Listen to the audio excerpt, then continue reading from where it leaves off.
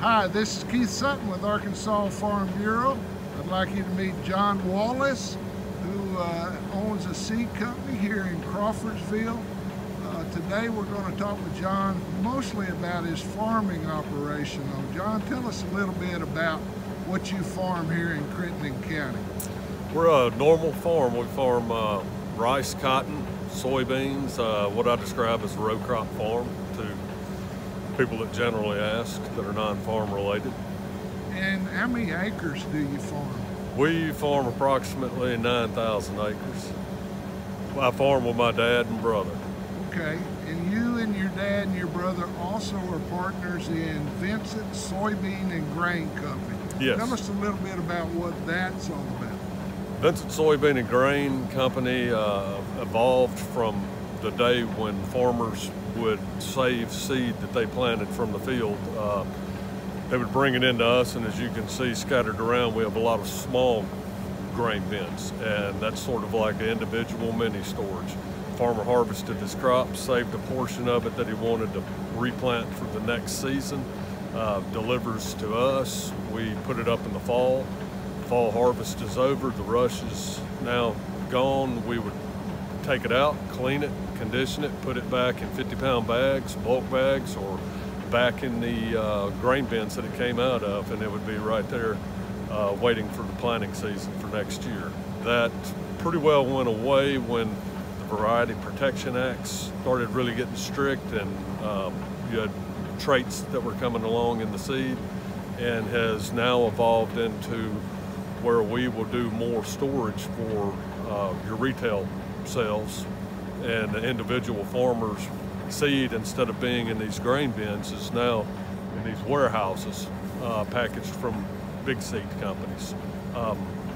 We'll take it out, we bring it through, and we put the fungicides on and whatever seed treatments.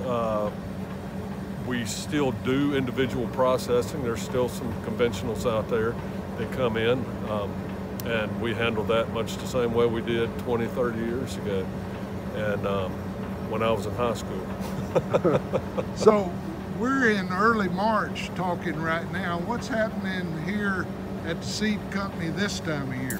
Right now, we are actually processing some of the rice that was raised on Wallace Farms, and actually I believe it's a medium grain Titan. That's a state variety that we do raise and we will have for sale. And what's going on your farm right now? I guess you're trying to get ready for planting season. Farm-wise, we are not doing much of anything. We're just waiting on the ground to dry out. Our farm is about like everybody else's in the state, Mid-South, I would say. It's rutted up from last year's harvest, and I think we'll go over 100% of our acres this spring before we're able to plant. We're not really nervous about it, but we're not really all that excited about how much work we have to do this spring. 2018 was a challenging year for a lot of farmers. Was that the case for you here in Crittenden County too? Yes, it was a challenge. We had just begun our rice harvest. The first week of September, we normally judge that around dove season. We got our rain, and I'm going to say probably I don't think we had a 10-day run from the 1st of September, and it really kind of narrowed up to where we ran maybe 4 and 5 days at the most at any time. We harvested our crop between rains. So what are you hoping for in 2019? If this is a really good year for you, what has to happen to make it that kind of a year? We need to get off to a running start for our spring field work, get a crop in the ground early, have good growing conditions. Hopefully our trade issues are worked out. We see good prices. So it's really the same old formula my grandfathers had. We need high yields and high prices. Well, I know you've also been involved as a volunteer with Arkansas Farm Bureau with your local Farm Bureau, Yes, Crittenden County.